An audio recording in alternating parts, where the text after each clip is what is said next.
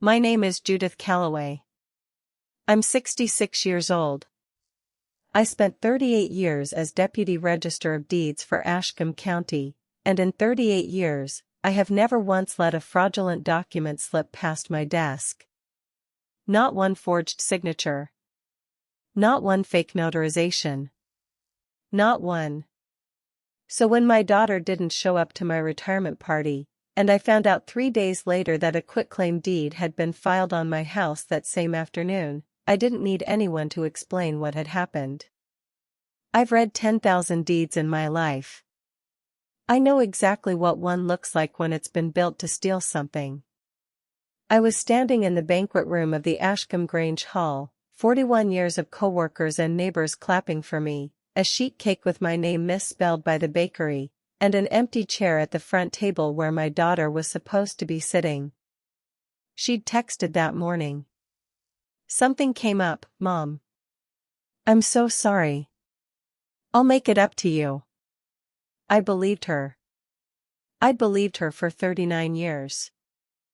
That was my last day of believing without checking. What she was actually doing that afternoon was standing in a strip mall notary office 2 towns over, watching a woman named Sheila Marsh stamp a seal on a signature that wasn't mine, on a deed that gave my house, the house I paid off in 19 years of double payments, to my daughter and her husband for $1 and other valuable consideration. She thought a retirement party was the perfect cover. Nobody checks the courthouse on the day they're being handed a cake. She forgot one thing. I spent 38 years in that courthouse. I still have a key to the records room, a friend at the front desk, and eyes that catch a bad notary stamp the way other people catch a lie in someone's face. Welcome back to Gia Mom Stories, where mothers share the moments that tested everything they built, and the quiet precision that carried them through it. If this sounds like something that could happen in your family, subscribe, and stay with me to the end, because you need to see exactly how far she was willing to go, and exactly what I did about it. Judith Calloway. Deputy Register of Deeds, Ashcombe County Courthouse, 38 years behind the same oak counter on the second floor, under a ceiling fan that's been wobbling since the Reagan administration.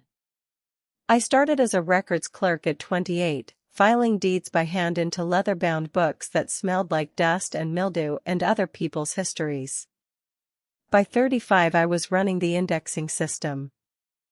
By 42 I was deputy register, second only to the elected register herself, and for the last 11 years before I retired, I was the one who actually caught the mistakes, because the elected officials come and go with elections, and the deputy is the one who stays and knows where every skeleton is buried in the filing cabinets. I have personally reviewed, indexed, or recorded somewhere north of 200,000 documents in my career. Deeds, mortgages, liens, easements, powers of attorney, death certificates, divorce decrees, the entire paper skeleton of a county's worth of lives. People think the courthouse is boring. It isn't. It's the most honest room in any town, because paper doesn't flatter anybody. A deed doesn't care if you're beloved or hated.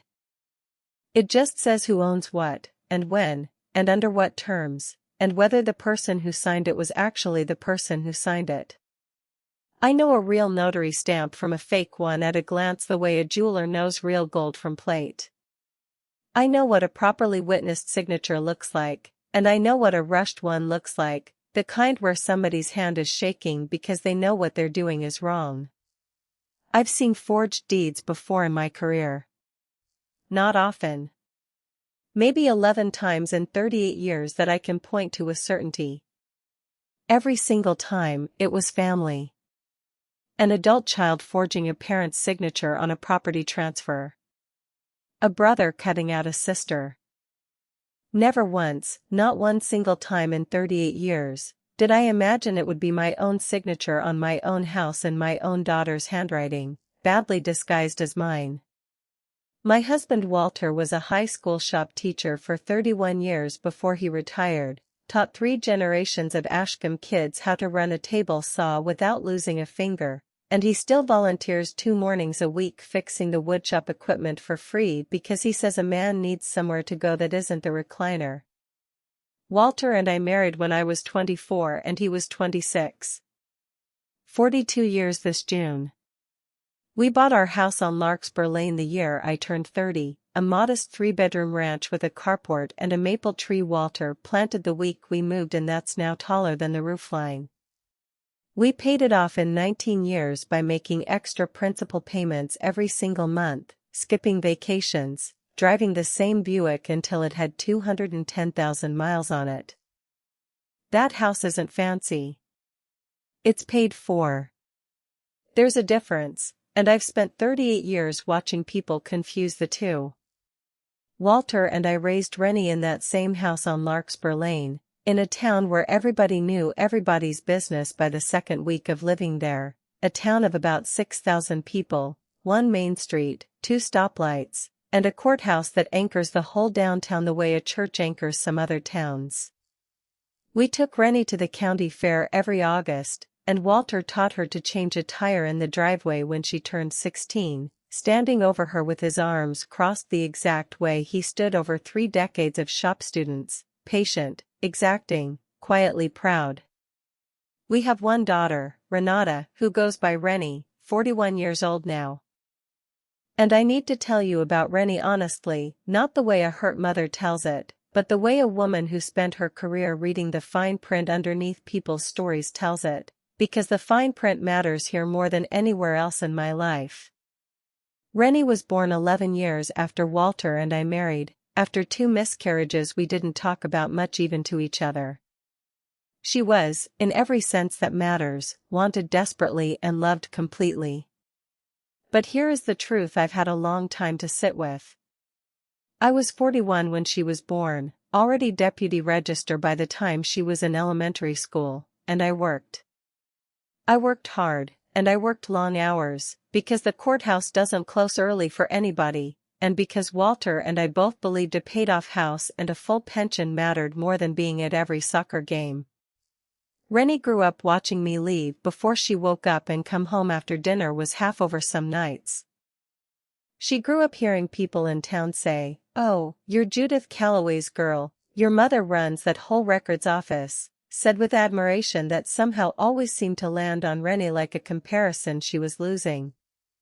She was a good student, not a spectacular one. She was well-liked, not adored. She grew up, I think now, in the shadow of a mother the whole town respected, and she never quite figured out how to be respected for something that was entirely her own. She married Trevor Boychuk when she was 26. Trevor ran a small contracting business, decks, additions, the occasional kitchen remodel, and for a long time it was steady, honest work. They had 2 kids, my grandchildren, Mason who's 14 now and Ivy who's 11. For a long stretch of years, honestly, things looked fine. Rennie worked part-time at a dental office. Trevor's crew stayed busy. They had a nice enough house 2 towns over in Belfield. I should have paid closer attention to what happened 4 years ago, when Trevor took out a loan to expand the business, bought a second truck, hired 2 more guys, leased a bigger equipment yard, right as the housing market in our part of the state started to cool. I watched it from a distance the way you watch weather rolling in over a neighboring county. I offered to help. Rennie always said, "We're fine, Mom. Trevor's got it handled." I believed her the same way I believed the text message on the day of my party. That's the pattern here, if you're keeping score. I trusted my daughter's words instead of checking the documents, in the one relationship in my life where I never thought to apply 38 years of professional habit. That was my mistake, and I own it. Let me tell you about Trevor's debt, because it's the engine underneath everything that happened, and because understanding it doesn't excuse what came next, it just explains it. By 2 years ago, Trevor's business was carrying just under $210,000 in combined debt, equipment loans, a line of credit against the business, and, this is the part one didn't learn until much later, $68,000 borrowed from a private hard money lender named Gary Petrosian at an interest rate that would make a loan shark blush, because Trevor's bank had already turned him down for anything more. Gary Petrosian doesn't send politely worded letters when a payment is late. Gary Petrosian sends a man named Dwayne to stand in your driveway. By last winter, Trevor was 4 months behind on the Petrosian loan. Rennie found out the full number, not the version Trevor had been feeding her in installments, but the real number, on a Tuesday night in January, when Dwayne showed up at their house at 9 at night and stood on the porch until Trevor came out and had a conversation Rennie could hear through the screen door. She told me later, much later, that she sat on her kitchen floor after Trevor came back inside and did the math in her head over and over, and the number never got smaller. I want to be fair to Rennie in a way she was not fair to me, because understanding somebody is not the same as excusing them. She was terrified. Real, animal terror, the kind that makes a person capable of things they'd never have believed of themselves a year earlier. She had 2 kids in the house. She had a husband who'd stopped sleeping and started disappearing for hours without explanation.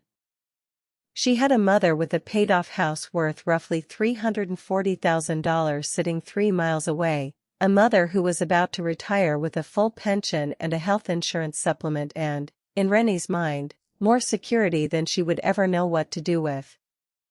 There's an older thread running under all of it, too, one I only pieced together properly over the following weeks, sitting with things I'd half noticed for years and never let myself look at directly.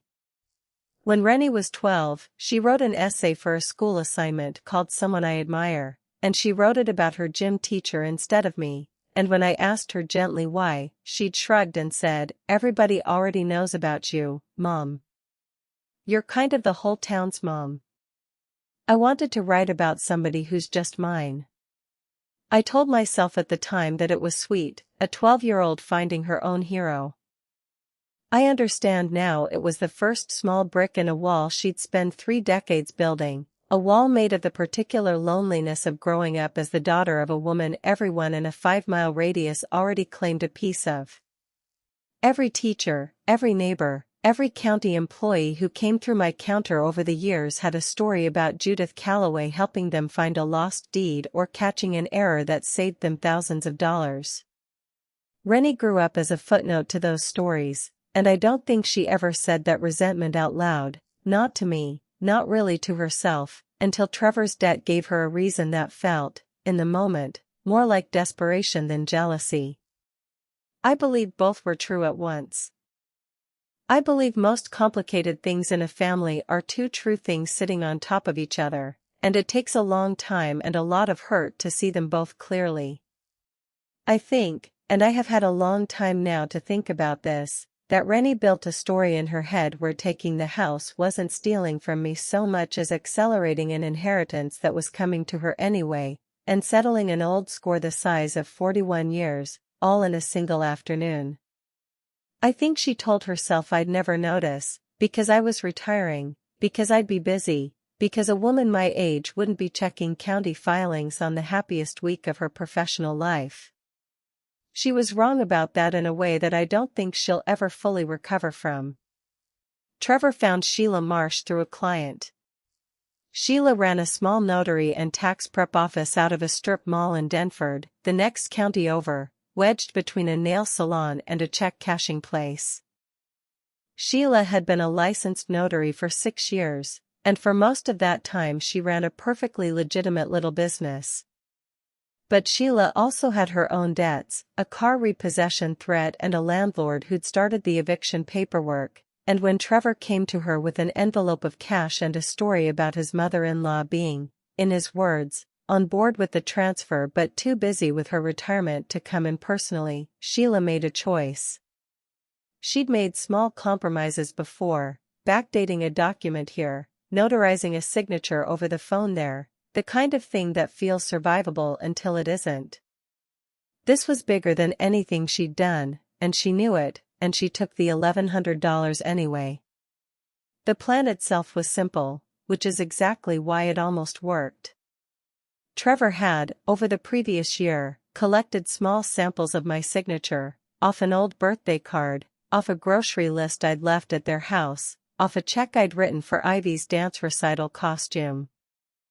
Rennie practiced my signature for weeks in a spiral notebook that I would later find, 41 pages of my own name written over and over in a hand that started out clumsy and ended up almost convincing. She practiced it the way a person learns anything difficult, badly, then less badly, then well enough to fool a stranger who'd never seen the real thing. They drafted a quitclaim deed, a simple one-page document transferring the house at 214 Larkspur Lane from me to Renata Boychuk and Trevor Boychuk, for $1 and other valuable consideration, the standard legal language for a gift transfer between family. Rennie signed my name at the bottom. Trevor drove her to Sheila's office on the afternoon of my retirement party, a Friday, while I stood in the Grange Hall accepting a sheet cake and a card signed by 41 co-workers. Sheila notarized the signature without me present, without seeing my ID, without a single one of the legal requirements a notary is sworn to uphold, and she stamped her seal on the bottom of the page. Then Trevor drove straight to the Ashcombe County Courthouse, my courthouse, the building I'd worked in for 38 years, and filed the deed for recording at 3:47 in the afternoon, 40 minutes before my party was scheduled to start. He filed it with Denise Okafor at the front counter, a woman I had personally trained 14 years earlier, a woman who still calls me on my birthday. Denise didn't know my signature had been forged. There was no reason for her to think twice. A deed came in, properly notarized on its face, filing fee paid in cash, and she stamped it received and logged it into the system the way she'd been trained to do 1,000 times, the way I had trained her to do it. The system worked exactly the way it's supposed to work, which is precisely the problem, because the system trusts the notary seal, and the notary seal was a lie. That's the part that still sits heaviest with me. Not that my daughter stole from me.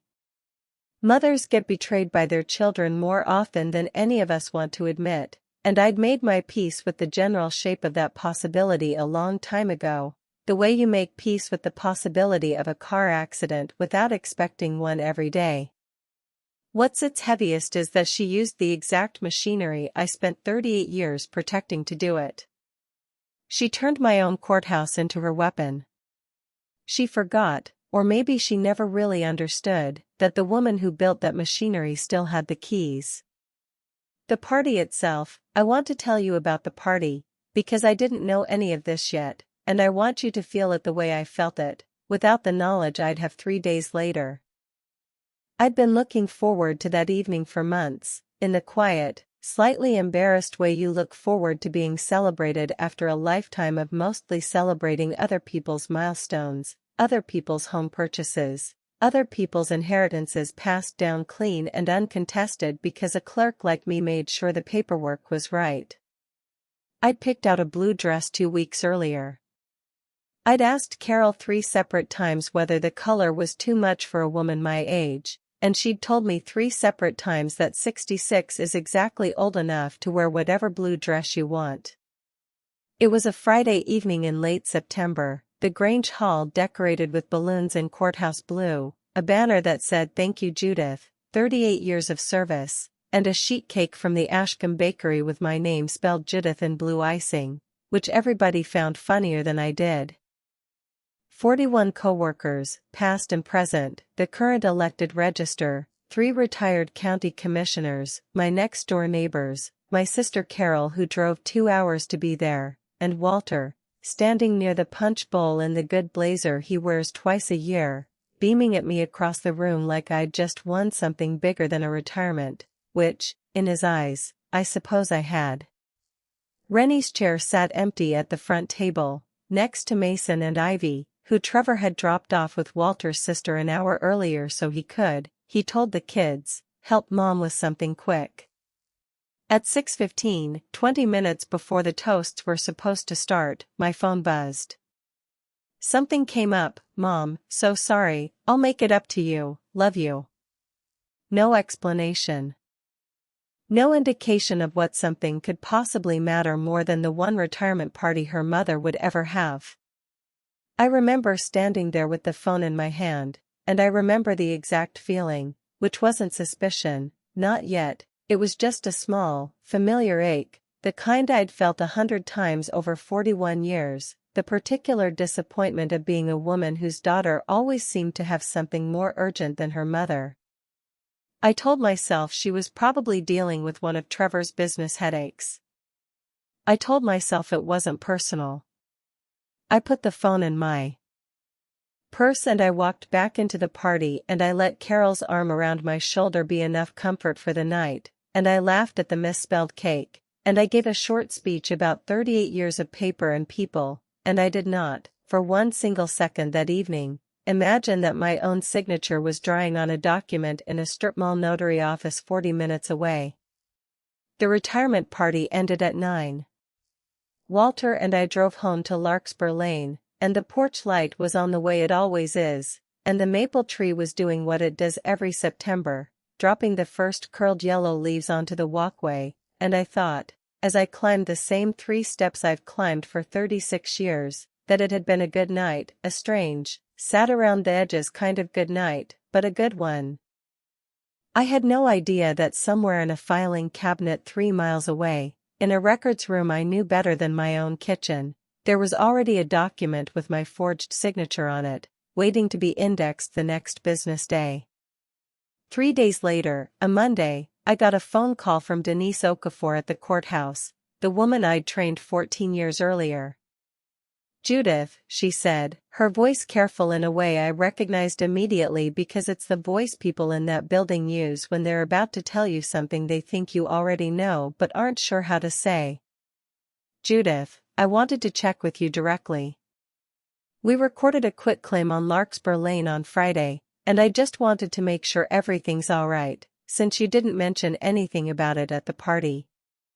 I have spent 38 years learning to keep my face and my voice completely level when I hear something that could unravel a person.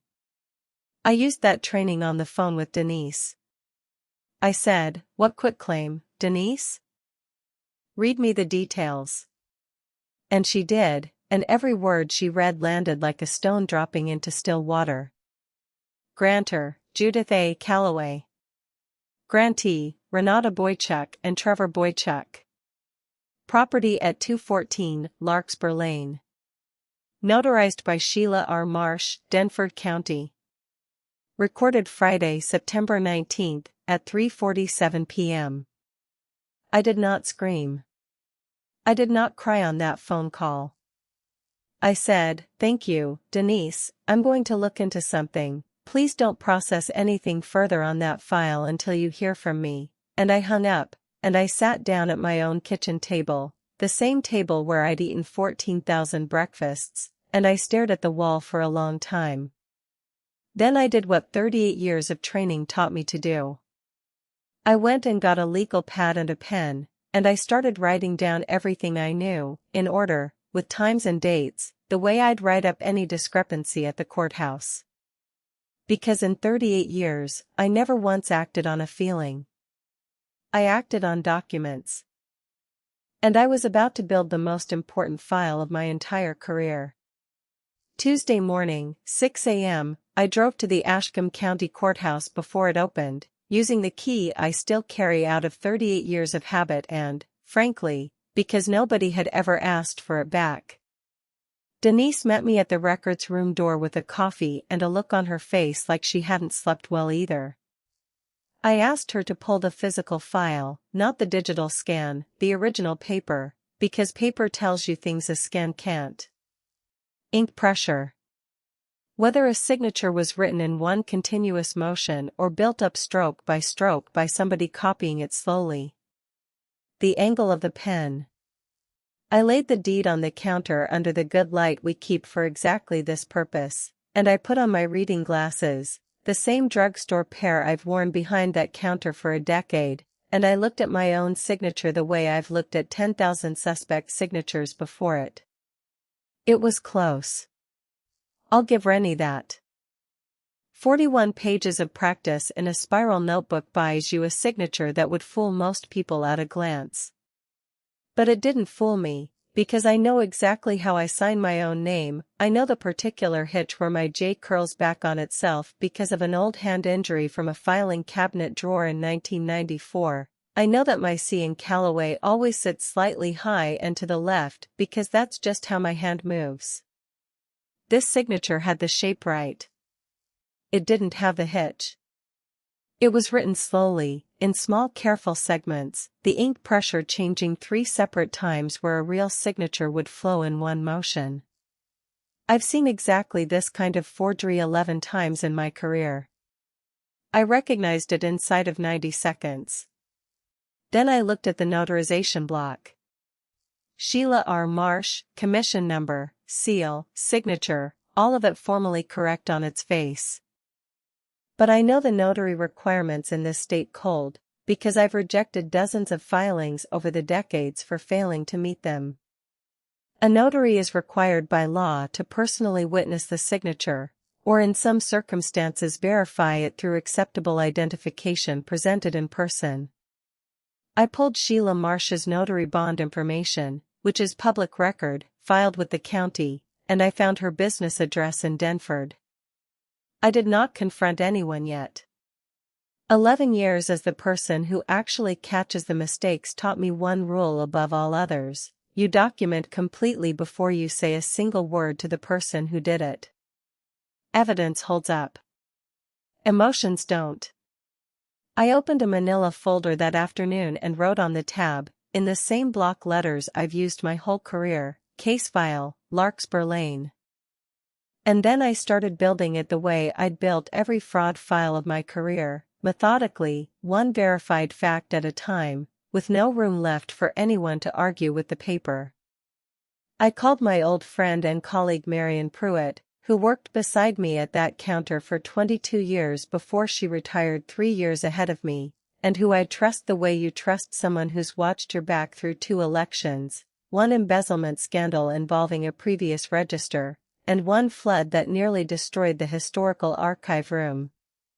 Marion, I said, I need a second set of eyes on something, and I need you not to ask why yet. She came over that same evening with her own reading glasses and her own decades of muscle memory, and she looked at the signature for 4 minutes without saying a word, and then she looked up at me and said, Judith, that's not your hand. Whose hand is it? I told her. Marion set her coffee down very carefully, the way you set something down when you're trying not to break it, and she said, What do you want to do? I want the truth documented so completely that nobody at that table can argue with it, I told her. The same thing I've always wanted. I just never thought I'd need it for my own family. Over the next 4 weeks, I built that file the way I built every case that ever crossed my desk in 38 years. I drove to Denford on a Wednesday, not as Judith Callaway, homeowner, but the way I used to visit notary offices during compliance spot checks, quiet, observant, unremarkable.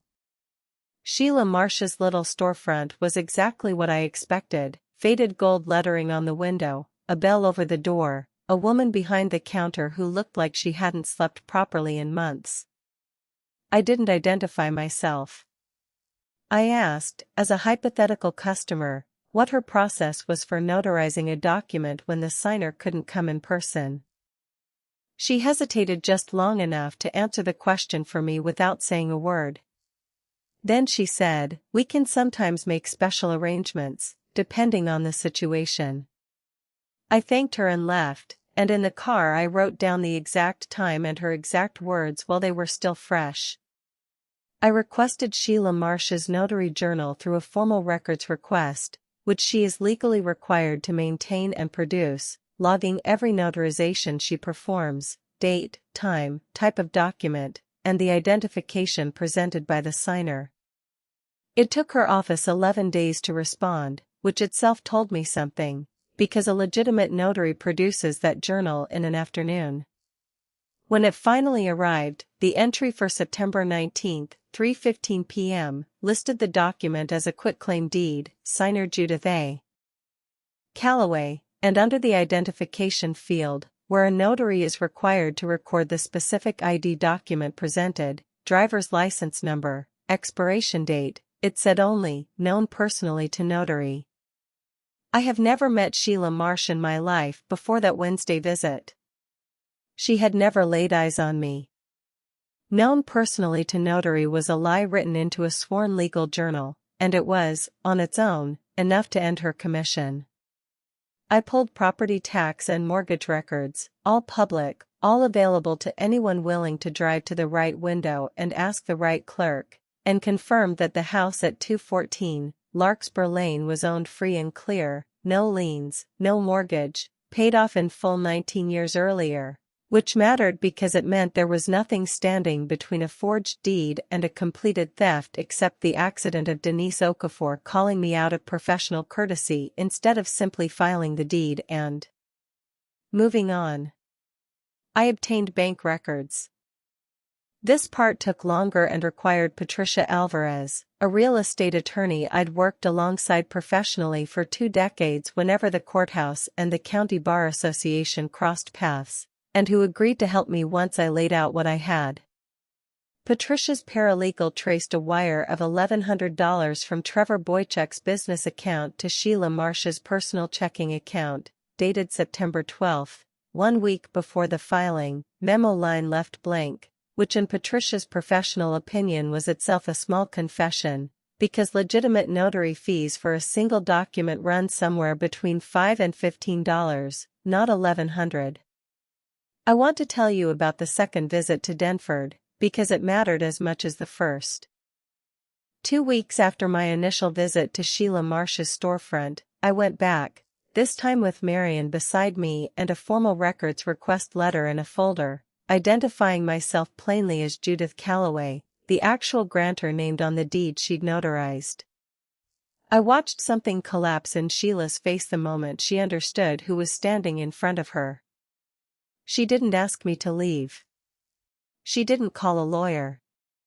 She sat down heavily behind her own counter and put her head in her hands, and for a moment I almost felt sorry for her, the way you feel sorry for anyone who's let one bad month turn into one bad decision they can't undo.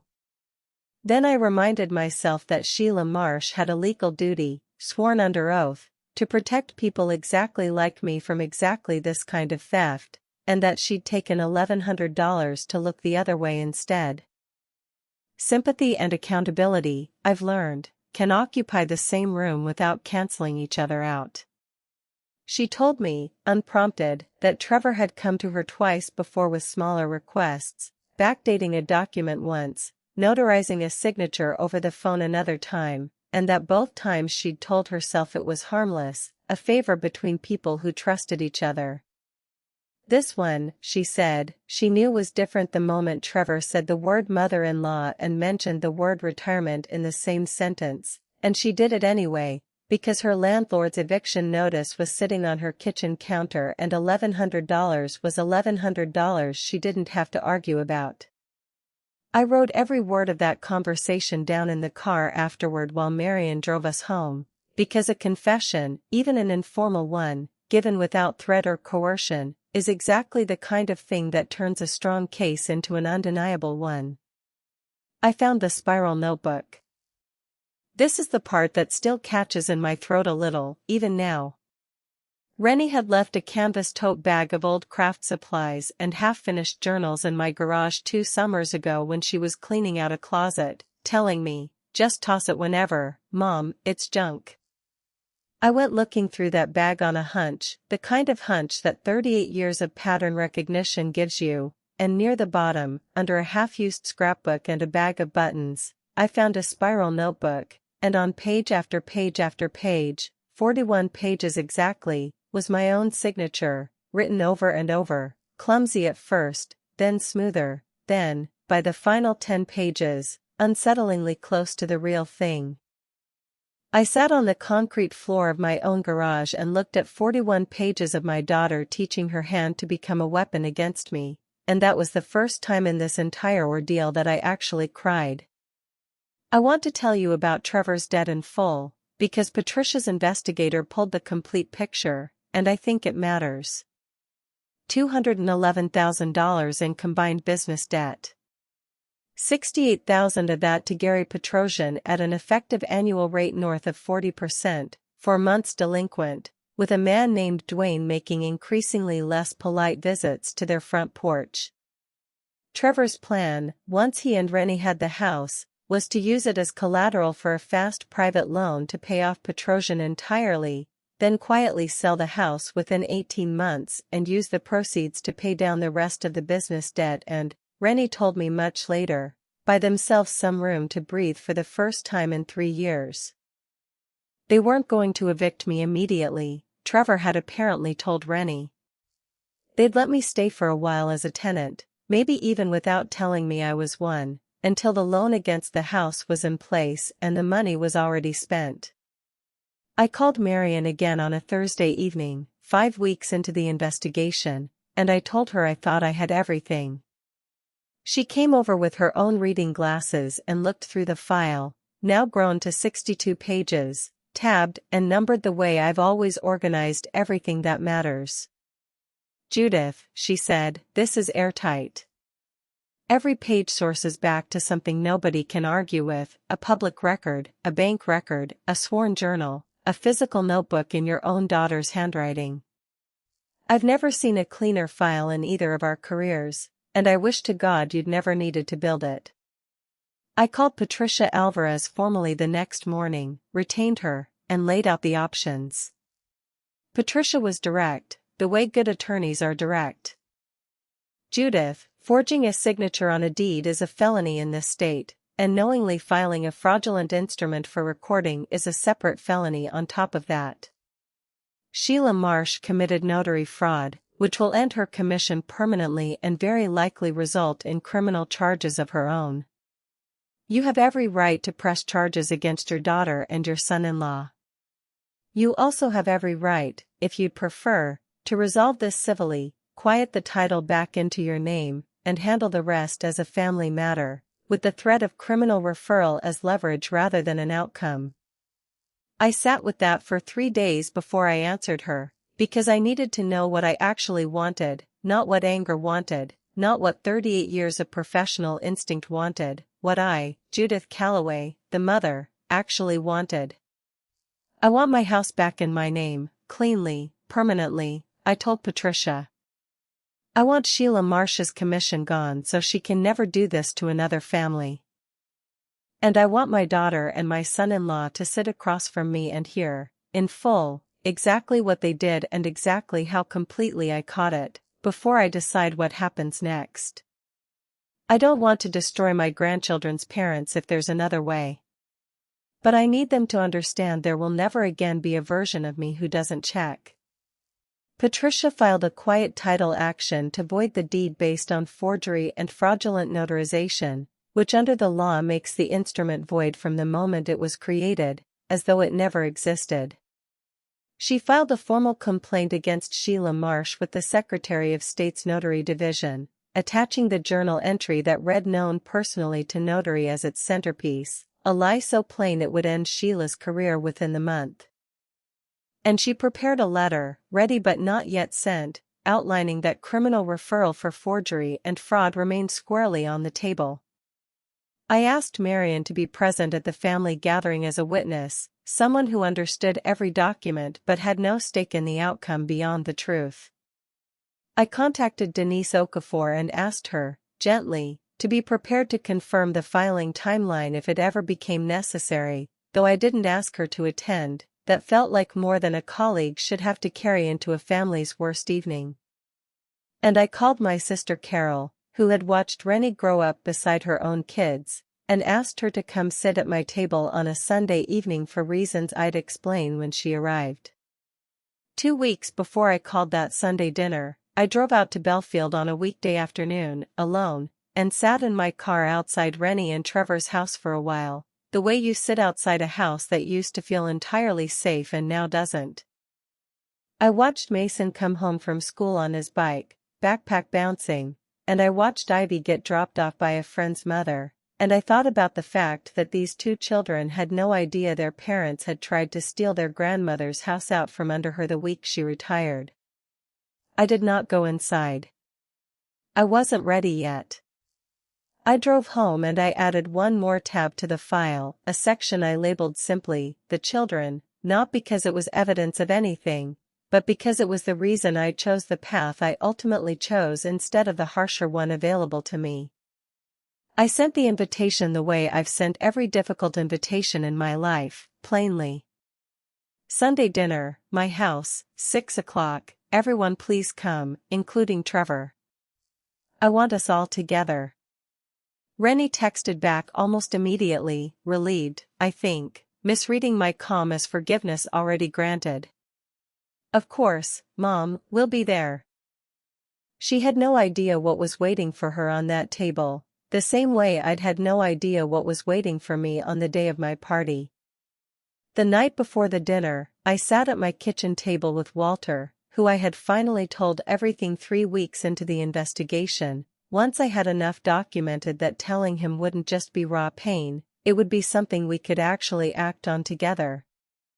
Walter had gone quiet in the particular way he goes quiet when something has genuinely wounded him, and then he'd said, "Whatever you need to do, Jude, I'm behind you completely," and he'd meant it, and he'd spent the following weeks fixing the porch railing and building, without being asked, a small wooden box with a hinged lid, the kind you'd keep important letters in, because he said I needed somewhere proper to keep what I'd found, and because building something with his hands was the only way he knew how to be useful to me in this.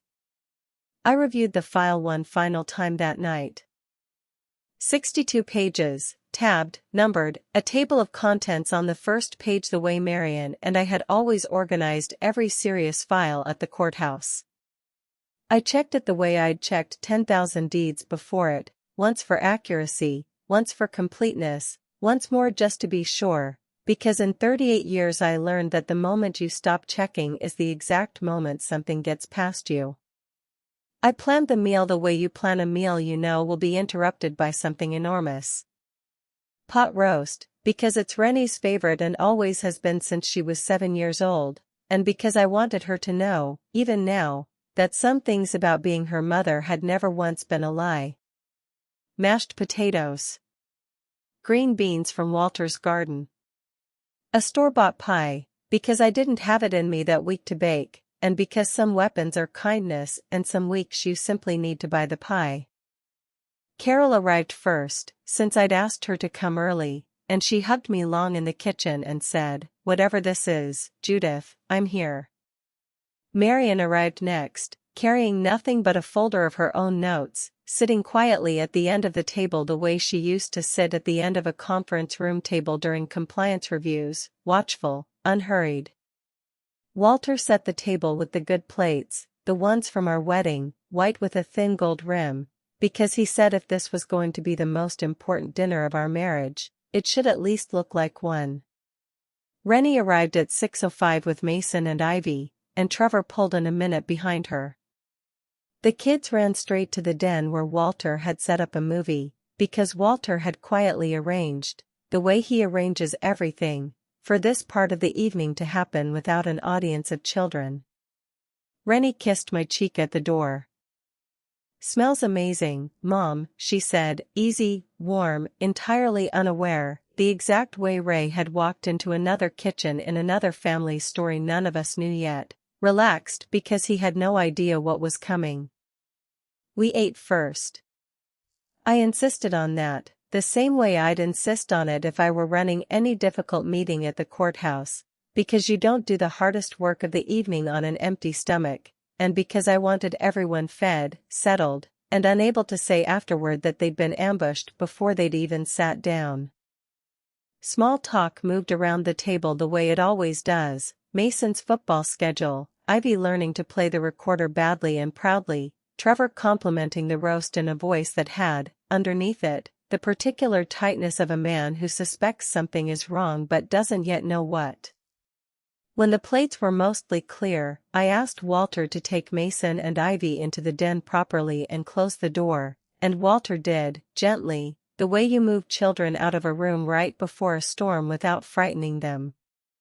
Then I set my napkin beside my plate, and I reached beneath my chair, and I lifted onto the table the wooden box Walter had built, and beside it, the manila folder, 62 pages, tabbed, numbered, the tab on top reading, in my own block handwriting, case file, Larkspur Lane.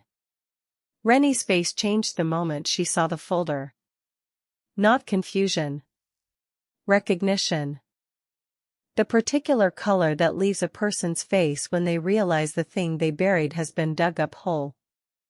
I have something I need to share with all of you before dessert, I said, and my voice was level, the same cadence I've used for 38 years explaining a filing discrepancy to a confused property owner, steady, clear, no room yet for interruption.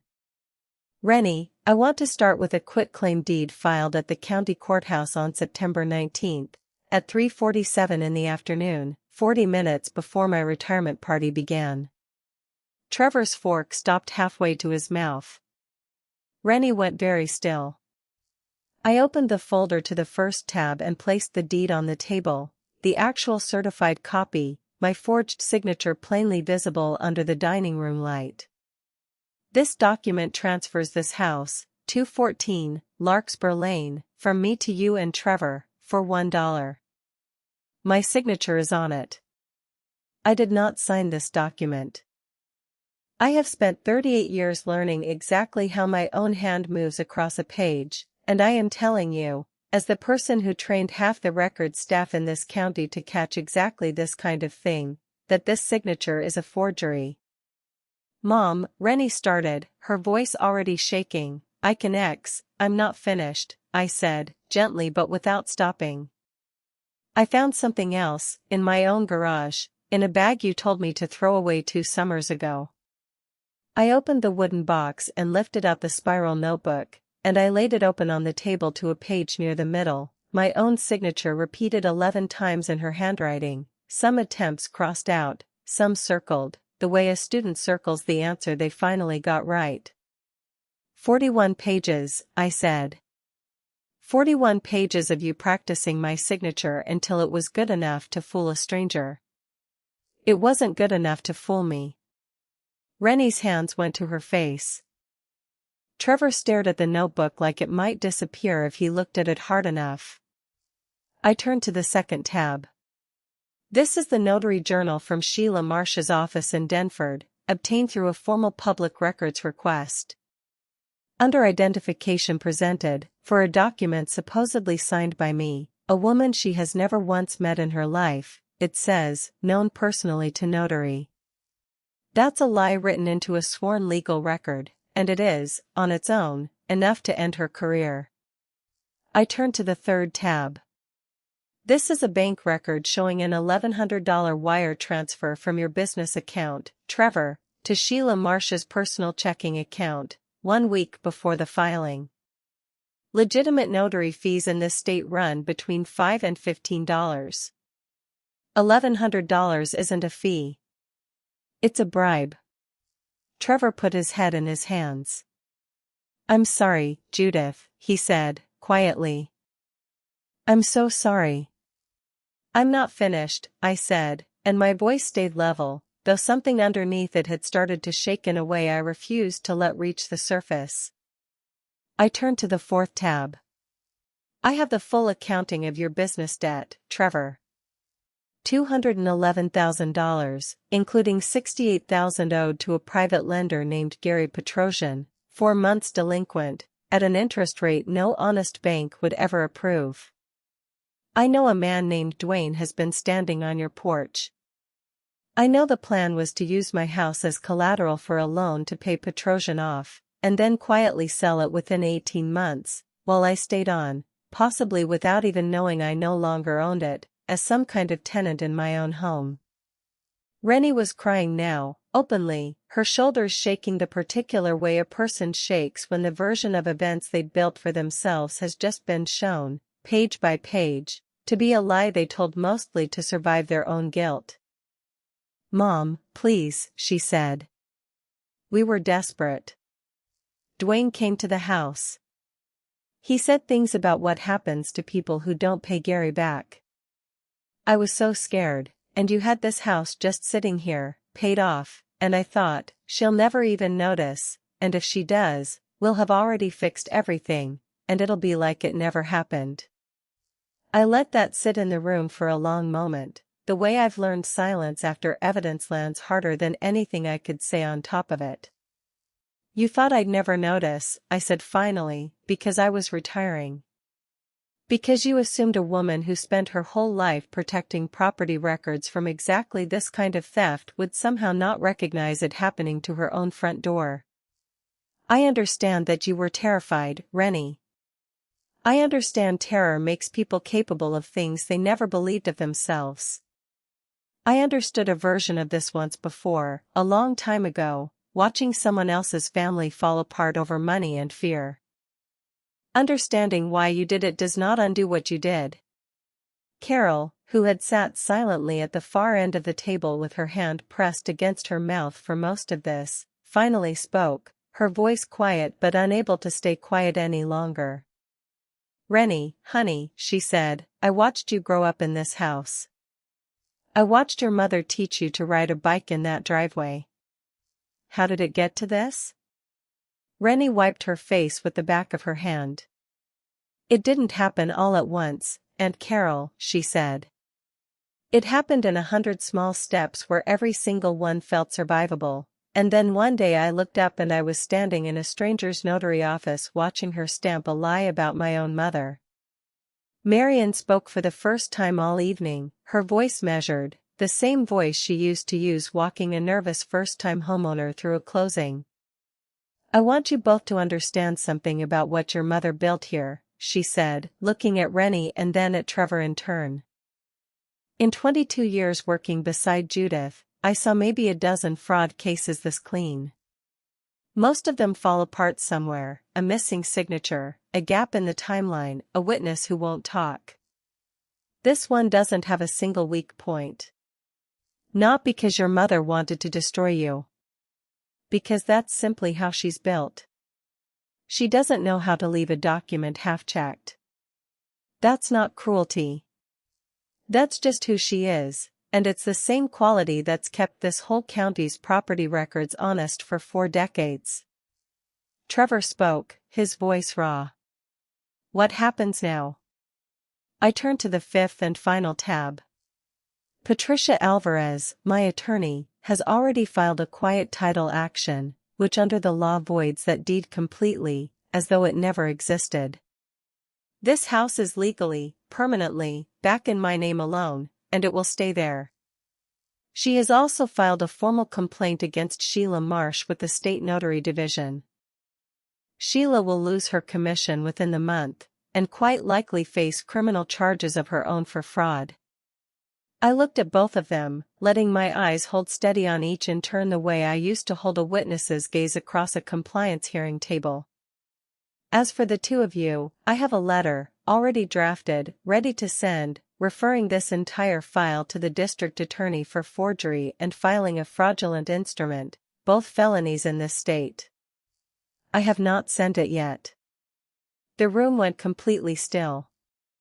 Carol had her hand pressed to her mouth. Marian sat perfectly quiet at the end of the table, exactly the way a good witness should, present, unmoved, remembering everything. Here's what happens next, I said, and I want you both to listen to every word. I am not sending that letter, provided the following happens exactly as I describe it. 1. You sign, this week, with Patricia present, a formal acknowledgement of the fraud, which stays in a locked file with my attorney, insurance against this ever happening a second time. 2. Trevor, you deal with your business dead honestly, meaning you tell me the truth about it going forward, and Walter and I will help you find a legitimate path through it, a real one, with a real lender and a real repayment plan, not another shortcut. 3. You both begin family counseling, together and separately, because whatever led two people to forge a signature on a dying woman's, on a retiring woman's home, needs more than an apology to fix. 4. Rennie, you and I are going to have a much longer conversation, just the two of us, about the last 41 years, because I think there is a version of your resentment toward me that has nothing to do with money at all, and I would rather understand that than punish you for it." Rennie was still crying, but something in her posture had shifted, the particular collapse of a person who had braced for total destruction and instead been handed something harder to carry, mercy with conditions attached. "Why aren't you sending the letter, Mom?" she asked, her voice small. "After everything we did." "Because you are still my daughter, and those are still my grandchildren in that den right now watching a movie with no idea their whole world almost changed underneath them," I said. "Because I spent 38 years learning the difference between a mistake and a pattern, and I am choosing to believe, for now, that this can still be a mistake, if you let it be one, instead of the first chapter of a pattern. But Rennie, I want you to hear this clearly, because it matters more than anything else I've said tonight. I will never again not check. Not with you. Not with anyone. I trusted my daughter's word over my own professional instincts exactly once in 38 years, and it nearly cost me my house. That will not happen a second time, in this family or anywhere else." Trevor nodded slowly, his eyes wet. "I'll sign whatever Patricia needs," he said. "And I'll tell you the truth about the debt. All of it. Starting now." I opened my folder one final time, removed the acknowledgement documents Patricia had already prepared, and laid them on the table beside the cold pie nobody had touched.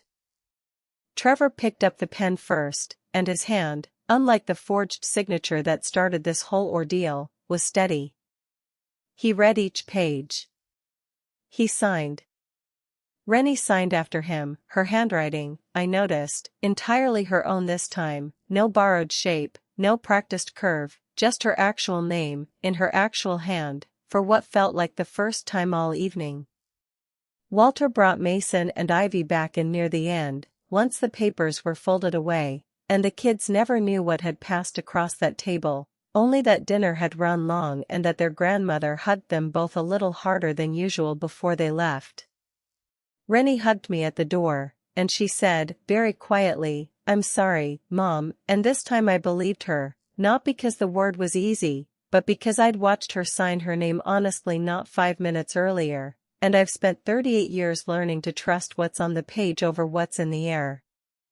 In the weeks that followed, Sheila Marsh's notary commission was formally revoked by the Secretary of State, and she was charged separately with notary fraud, a case that Patricia tells me will likely end in a plea and restitution rather than trial, given how plainly the journal entry condemned her.